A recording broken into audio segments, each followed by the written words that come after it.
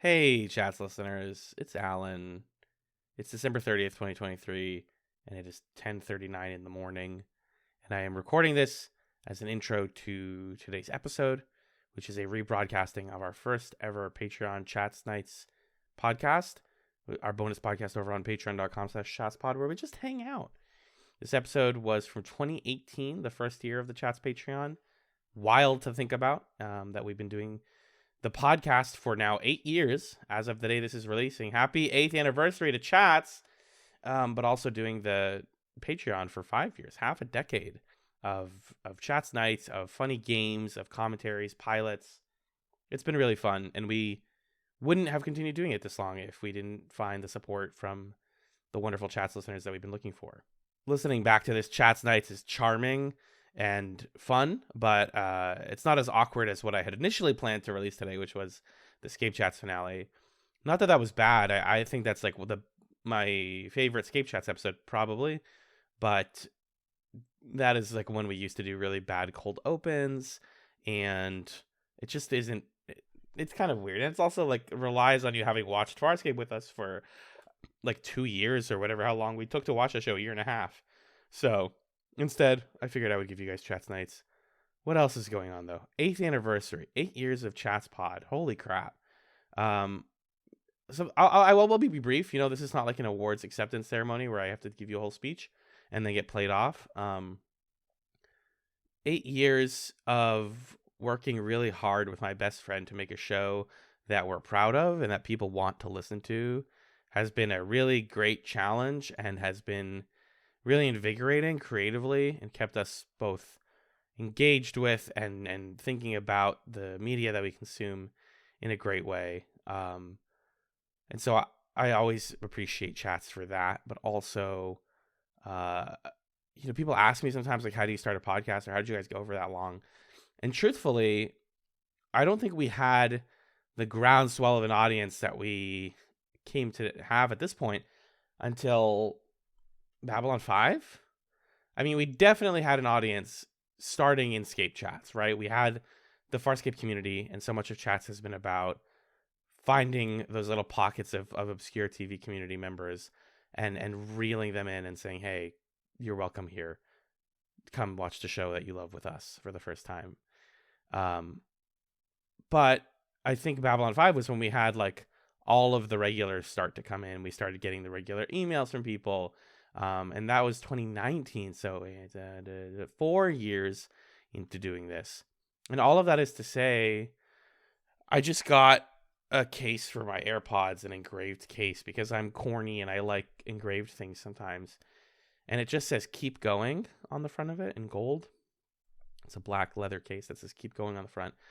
And that's a phrase that has helped me a lot when it comes to chats and comes to just like life, is to think about the thing you want to do and think about why it makes you happy, and whether or not it finds success, you just keep going.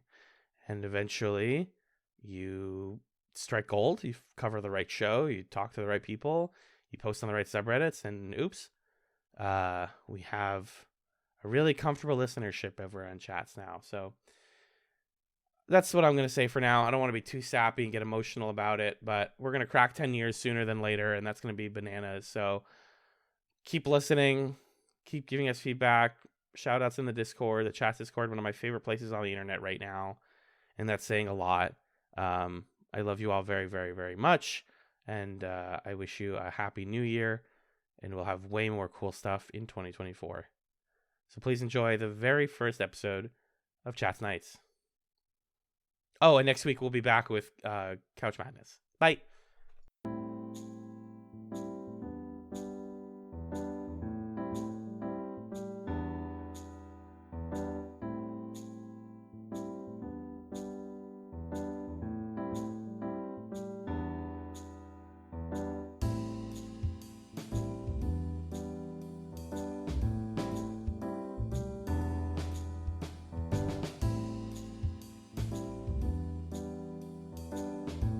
All right, let's get it started now.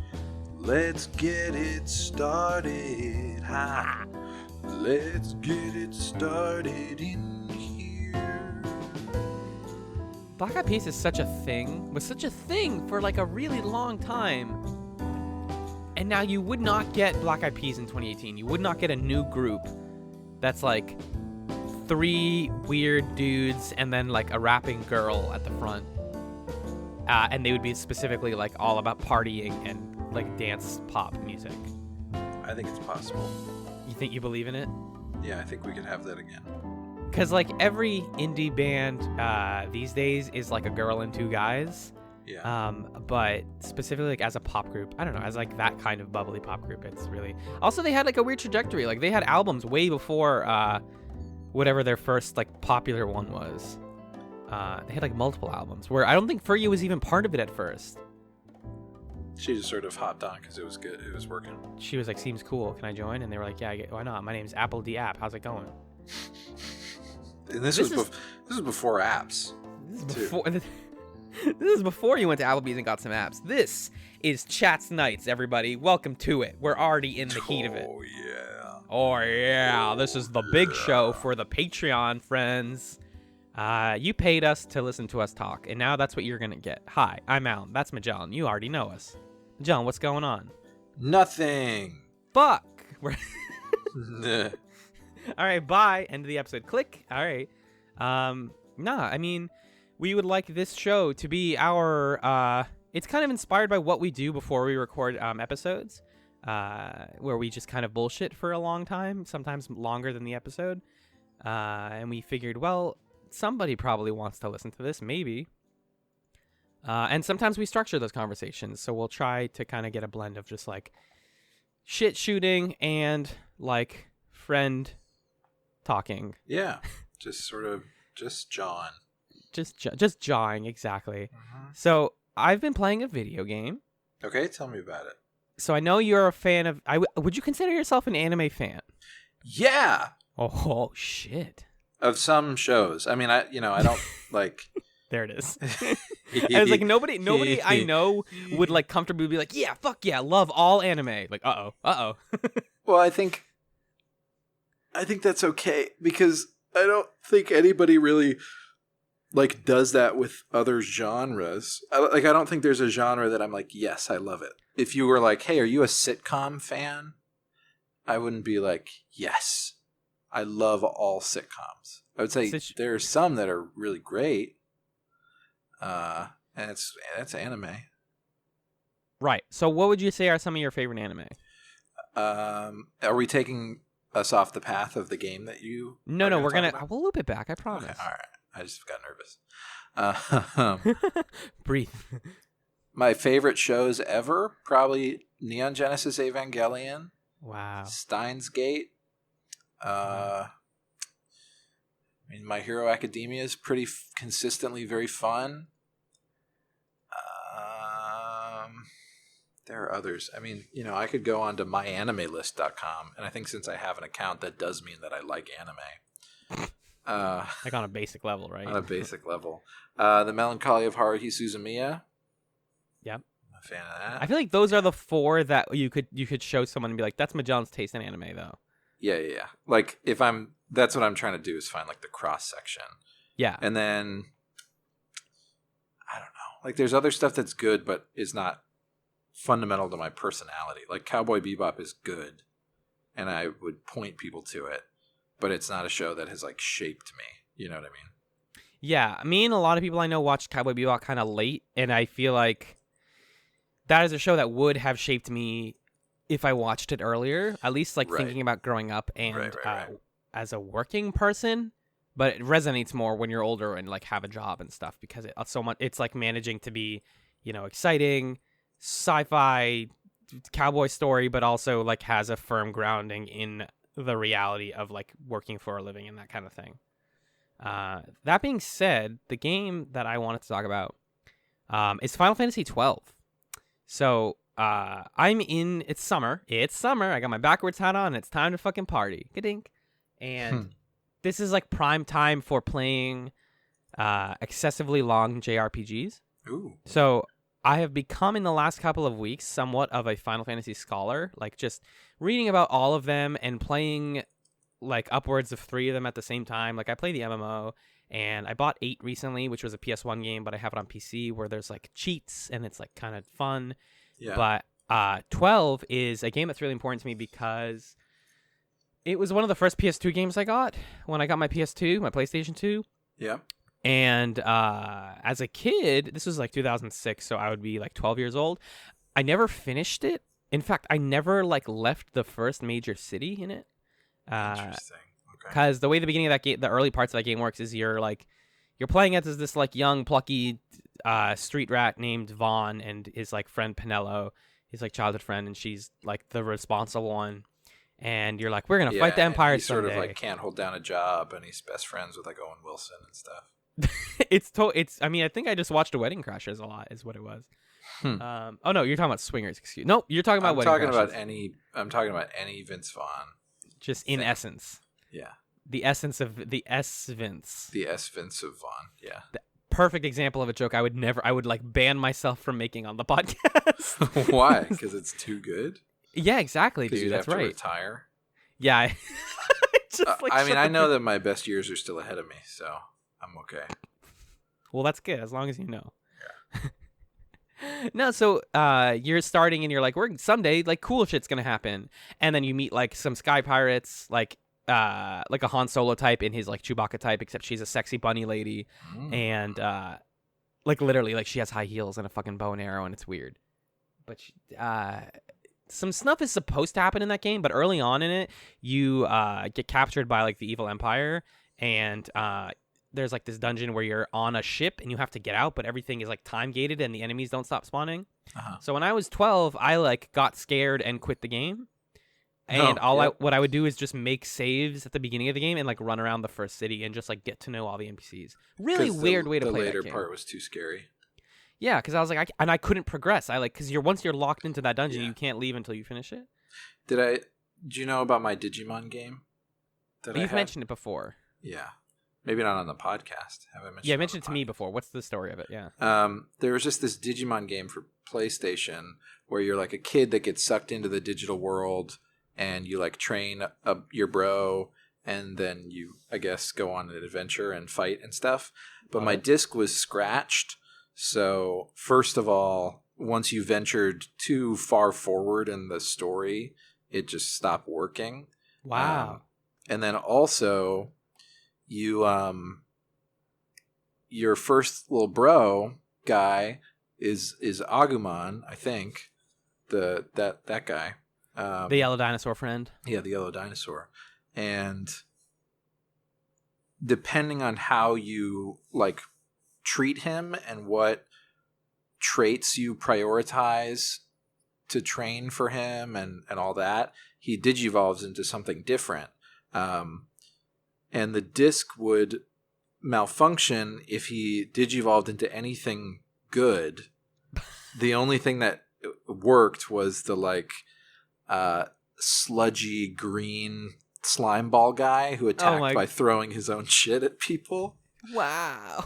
And the way that you got him there was by not treating him very well and like not helping him get to the bathroom in time. So letting him shit himself, and then he's like, I could throw these things. Yeah, basically. And so that was how I had to play that game. Yeah, you just like when you're a kid, you're like, I guess this is the game. Like, I'm not getting another game for like 6 months, so I guess I might as well make the most of this.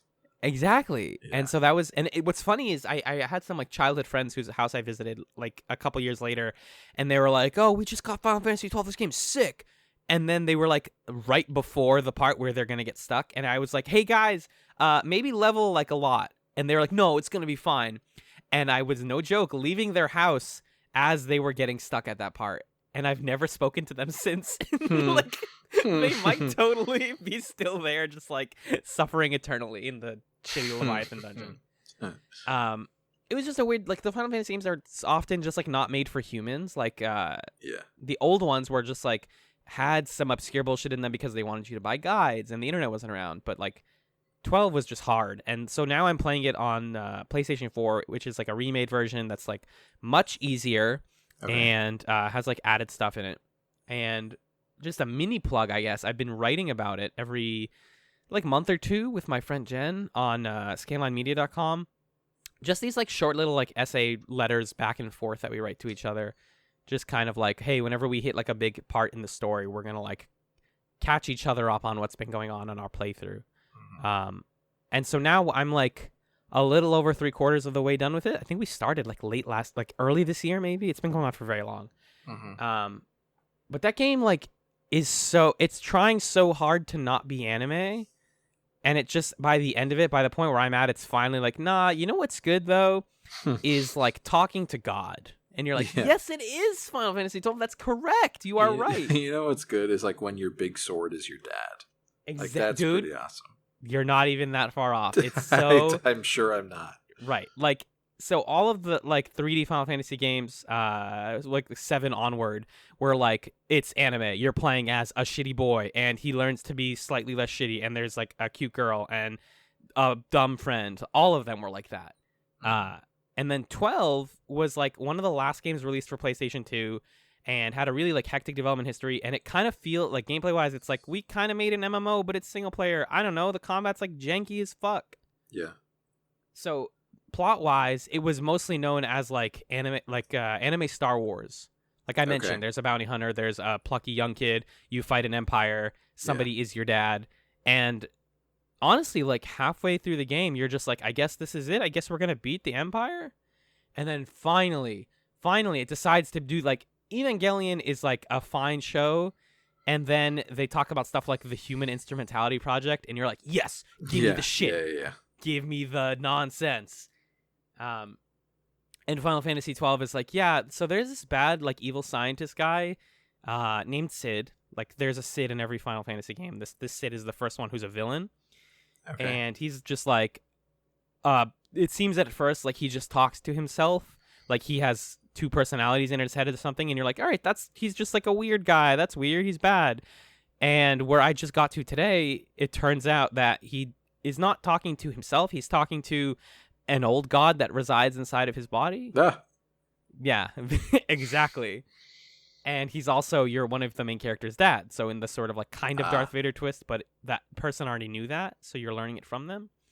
And so you follow him, and he's like, all right, guys, screw the Empire. I'm going to go resurrect some other old gods because the god in my head told me to do this.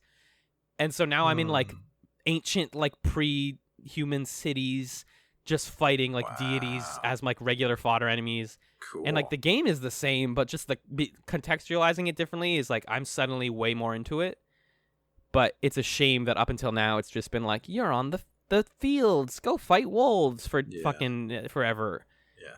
And I think just like context really, really matters with this kind of thing. And anime in particular is really, really good at like taking you from one place, and then in a couple episodes you're just in a completely different dimension. Like so much of the anime that we like, you and I both, starts as one thing and ends as a completely different thing. I mean, all the ones that you mentioned, Evangelion, Steins Gate, and Aruhi Suzumiya, start as a thing and become a thing. Right. Kill la Kill. It's another great Kill one. la Kill. Well, Kill la Kill like is more of just like going towards the thing, and then when it gets there, you're like, oh yes, we are there now. This is I love this. It doesn't like start chill. It starts bananas and gets more bananas. True. That's true. But I don't know. Like a lot of other media doesn't do that very well. It doesn't like do the escalation that well. Change over time, yeah. Right. Like Star Wars is still Star Wars, right? Star Wars is still like we are just kids fighting an empire, and trying to be good. And like, I think, not to turn ChatzNightz into us talking about TV shows that we've covered on the podcast, but I think that I tend to appreciate Western TV shows that are able to have that same sort of change over time. Like Farscape is a show that goes from whoops, weird alien town to like, hey, I am opening a wormhole that is going to destroy the universe. Like that's Farscape.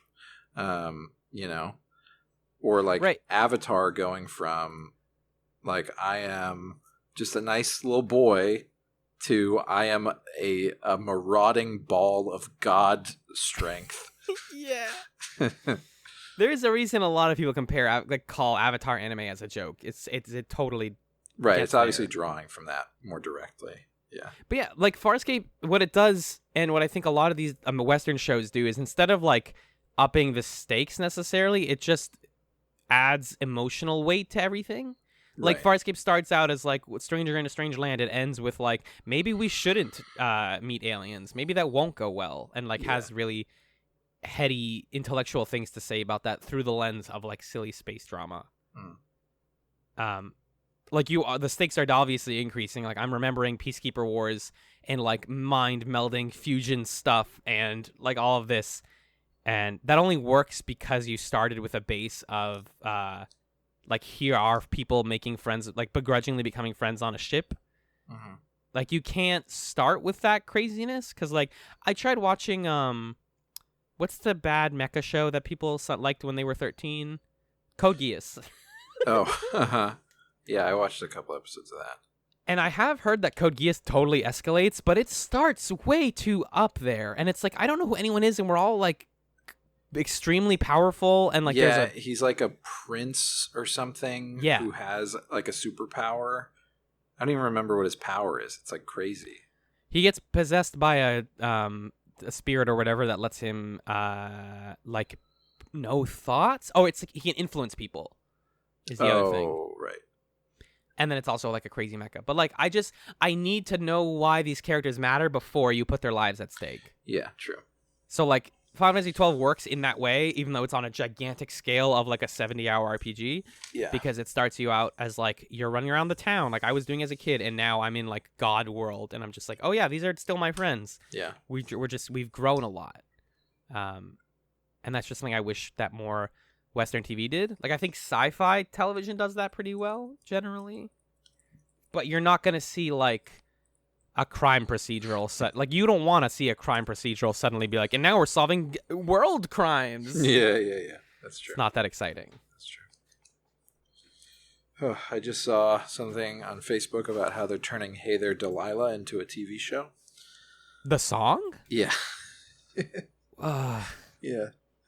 So I just saw that they're turning Slender Man into a movie. why? Isn't the Why? whole thing like you're in the woods and then he pops up? That's it. You did it. So it's a fucking movie. Like that? Probably some kids in the woods like hanging out, and then he pops up. He pops up. Great. All right. Cut, print. Looks good, folks. Yeah, people making movies out of just like the dumbest like what do you do with a Hey There Delilah movie? It's just every romantic comedy. Yeah. You moved and it made me sad. That's what it is. Like that's what it's gonna be. They just made a romantic, but then why call it Hey There? Like why? Just make a romantic comedy. Because that it doesn't get buzz, this gets buzz. We're talking about it because of this. But are you gonna go see it? I'll probably read a review, at least. It's not a movie, it's a TV show. Oh, it's a TV show. It's a series, yeah. That's nonsense. To be fair though, I often find my favorite shows to be the ones where they get so past the premise so quickly. Like the premise stops mattering anymore, and then it's just a show about give people. Me an example of that. What is the canceled Robin Williams, Sarah Michelle Gellar? Crazy Ones. Is it Crazy Ones? Yeah. I loved that show. I thought it was awesome. Oh, really? Yeah, it was like fun, and the characters were really good. It had like some dumb episodes. Obviously, it was fucking network television on CBS, but like, it's an ad agency. That's the whole setup. Is they work at an ad agency, but it's kind of fun. And Sydney's is very like type A. Like everything needs to be perfect. That's it. That's the whole show. And they only got 22 episodes out of it because it wasn't punchy enough, I guess. And Hamish Linklater should not be a leading man. That's not allowed. It was him and like that one guy who you've seen everything, who's just like vaguely handsome. Right. As always, he was on Mad Men. His name was James Woke. If you look him up, you'll be like, oh, that guy. He's and James yeah. Woke. It wasn't a show with legs, but it was I love all the Okay. weird canceled network shows so much, Okay, man. yeah. I remember him from Mad Men. I love weird shows that barely made it, but were like interesting for a while. I think that's like kind of the core of what Chats is sometimes. Yeah. It's just like, we what could was watch this? And we could watch this show. I don't know, but this one's like extremely like thing of the week. Yeah. It's just that all the things are usually fun. There's like an episode where they like are supposed to do an ad for the newest like first-person shooter war game, and you just have Sarah Michelle Gellar's character like in a room, like getting addicted to playing the game online, and she's like too aggressive because she's like yelling at nerds online. It's very weird. Huh. What was the other show that I was thinking about? Oh, like all the Fox shows from like 2000 to 2010 that had like 10 episodes over the summer and then ended, like Drive starring Nathan Fillion. Oh yeah. I fucking love Drive. I like went on their website and read about it all the time and was like really excited to see where it was going to go, and then the answer was straight into the toilet. It was just like it was Cannonball Run but for a TV show that was not designed to last at all. Like Nathan Fillion was like, I need to like save my wife or something, and I'm gonna die if I don't beat this race or whatever. But it didn't like have any legs at all. Can I read you the lyrics of "Hey There, Delilah"? Yes, please. I think it's always good to remember that lyrics are not hard to write. It's true. Like I think that some people could take this as like that fucking song, but like you could write a hit song. The lyrics. You just have to learn how to write a song. Mm-hmm. Hey there, Delilah. What's it like in New York City? I'm 1,000 miles away, but girl, tonight you look so pretty. Yes, you do. Times Square can't shine as bright as you. I swear it's true. This isn't as funny as I thought it would be. It's got a like, nice... Yeah. It's got a nice like back and forth to it. It's very like it's cute, but it's also it's like very sad when you listen to it. It does like really aren't all songs just trying to make you feel something? Like that's the whole point of art. Delilah is a woman named Delilah DiCrescenzo, a one-time Olympic hopeful runner whom singer Tom Higginson fell for after being introduced by a friend. The two were never romantically involved. Yeah, of course they weren't, dude. Of course not. That's awesome. I didn't know that. They were never romantically involved. Yeah, no, he's just a girl he had a crush on. That's wow. I kind of like apparently it a little more. Yeah. Apparently she was flattered by it, though. That's nice. Flattered. Yeah. Oh, you wrote this hit song about me. I'm flattered. Yeah. But like, how charming. Hey there, Delilah. The reason I find that song fascinating, or that song fascinating, fascinating, is it like you could understand that it's sad without hearing the words. Like just him like crooning, doing that like, oh, it's what you do to me. Yeah. Like, oh, I know I'm supposed to feel bad. I just feel bad. Yeah. So it like really like perfectly succeeds. And that's like why I like pop music. Like there was, I mean, you know this, there was like a period in my life where I was like, pop music is stupid. Pop music is like boring and same. And I've totally completely flipped turned on that. around on that. Because it's all like we're gonna die someday. Like just like who cares?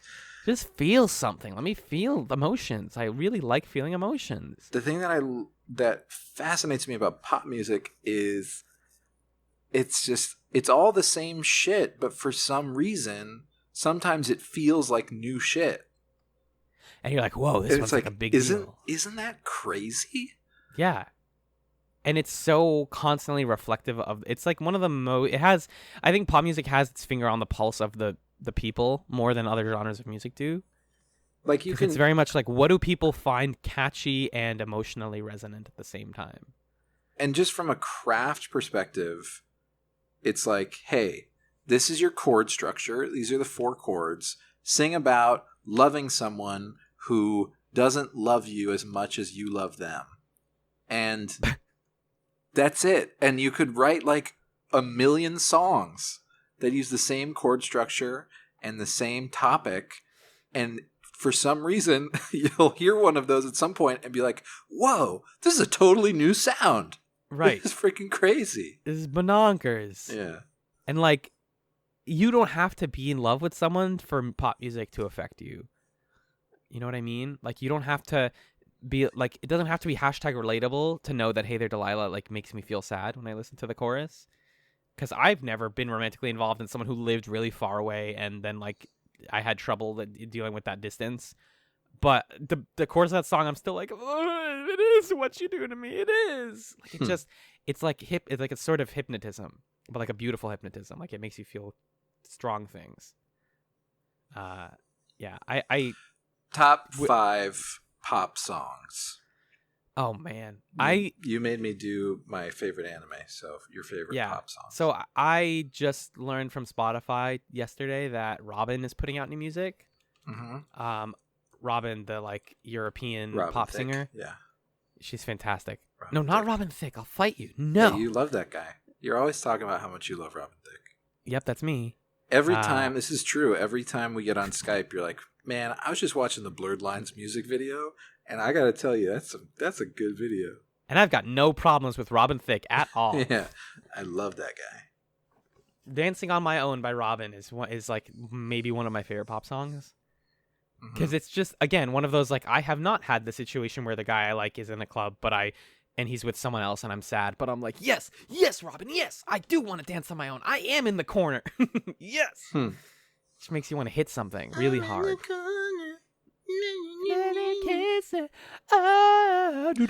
So, is that one of your songs you're saying? Yeah, definitely. Okay. One sec.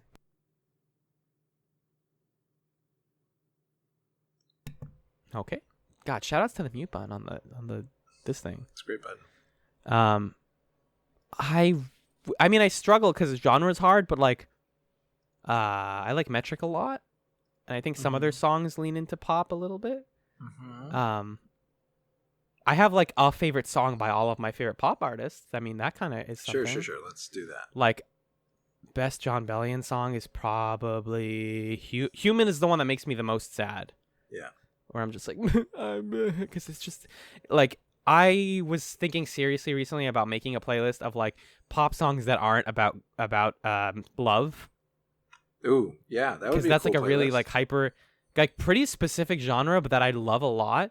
Because Human is not like most of John Bellion's work, especially in his early work, was like, this girl is good, I love her so much, or like this girl doesn't love me enough. And Human's like, man, emotions are the worst thing in the world. And if I could get rid of them, that would be sick as hell. Yeah. So I like Human a lot. I'm just looking through like my playlists, dude.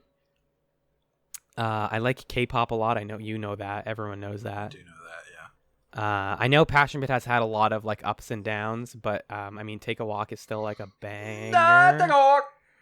Take a walk up. Send me on my way. On my way. Underrated band Run River North. Yeah, they're Monsters great. Calling Home by Run River North. Because they're their whole more, thing. that's more of an alt rock, I think, than a pop. Would you? Yeah, almost like borderline country. Yeah. Yeah. I mean, do you know? Oh man, I have two different on my pop music playlist. I have two different songs called "Closer" in a row. One is the Chainsmokers, and one is Tegan and Sarah. That's fun. Prom Night by Anamanaguchi. Oh yeah, dude, you know that. Not even lyrically, just like the beat, just like yes, bring me these sounds. These are the sounds. Yes, exactly.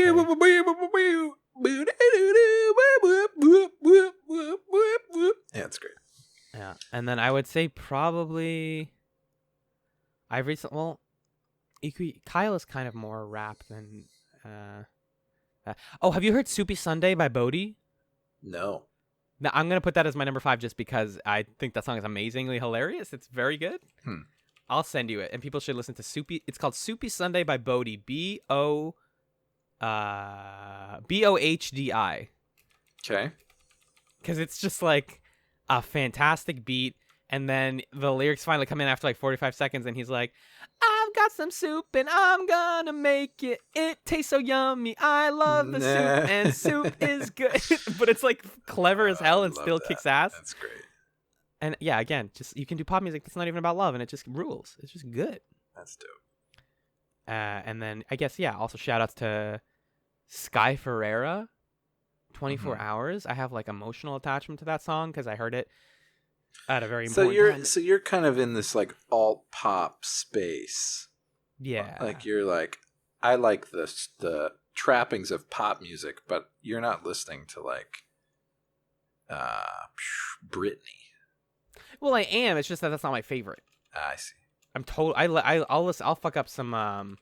Wolves by Selena Gomez. Extremely underrated song. Love that song. The part where the beat comes in is amazing. I think you only need 2 pop albums Oh, in life. I already know what one of them is. Yeah, just name both of them. Is it Emotion by Carly Rae Jepsen? That's one of them. And then what's the other perfect pop album? What is the other perfect pop album? Wait, can I get a year that it came out? 2016. Oh, fuck. I don't know. What is it? It turns out, did Emotion also come out in 2016? No. When did it come out? 2015. Yes, 2015. Okay. Well, we really perfected pop music in 15, 16. Because the other perfect pop album is This Is Acting by Sia. And what else do you need? Oh yeah, I mean, yeah, I didn't What know else? you. I didn't What know else you do you- liked Sia. Oh, freaking love Sia, dude. Freaking Freaking love middle Sia, school, dude. my dude. I mean, this was me. Like, in college, it's like, well, in high school, it's like listening to the Shins and Yeah. Vampire Weekend. It's like, yeah, white boys, alternative, all indie rock. And then in college, it's like, rap music is cool. And then Politically minded, I love it. and then when I started working as a tutor in Boston and had my teacher education program, like I lost so much personal time, and also I lost so much energy to like seek out new things and Right. consciously filter like, oh, is this like, should I be listening to this, or is this good? And what I ended up listening to all the time was like Sia and Carly Rae Jepsen, and that's it. Yeah. It's like, oh, I'm happy. This is nice. Yeah, I'm kind of there now where I'm just like, I guess K-pop and like the 3 songs I always listen to are just the music I listen to now. Yeah. But there's a comfort to that, right? Especially with pop music. Yeah. I'm saying it's comfortable. Yeah, I'm just verifying for the kids. For the kids. Before someone's like, you guys are whatever. It's a very broad, as with all genres, it's super broad, like what you even consider pop music. Because like, Right. I think that, what's his face? Who's the like white rapper who looks like Pigpen from Charlie Brown? What's his name? Mac Miller? No, kind of, but no. Macklemore? No. Very recent. Like it has current. Post Malone? Post Malone. Good job. Hey, wow. Awesome. Yeah, Post Malone is just Pigpen. Crushed it. His music is like more pop than it is rap sometimes. Straight up. Which is fine. I just don't like it that much, but it's fine. But then it's like, why don't I like certain pop music? Why don't I resonate with some of it? I don't know. But yeah, that's I think that's what I got, but boy. Yeah, boy. Yeah, boy. Thank you for enjoying this little friend chat. Yeah. If you're listening to this and you could shoot us a thing that you want us to like look at, like, oh, I love this song. Talk about it in your next ChatzNightz, or I have this question that my friends were talking about. What do you think? Or like this movie versus this movie. What does that come out to? You know what we should do, man, is one of these we should crack open Flick Chart, and we should just do an episode of this where we're playing Flick Chart. Oh, the Flick Chart thing? Yes, I would love that. Yeah. Absolutely. Or we could just like do the thing where we laugh at YouTube. Well, we can't really laugh at YouTube videos on a podcast because as we've learned, is like not a good podcasting. But yeah, or we could play a fighting game together, and you could be totally silent the whole time. That could also and then it would end with you being like, Alan, you good, bro? you good? I get very Gets intense. invested in fighting games. Yeah. But yeah, you know where to find us. We're online at ChatsPod if you want to talk to us about this, or message us on Patreon or whatever. Leave us a comment on this post, and thank you for listening to this episode of ChatzNightz. Peace. Peace.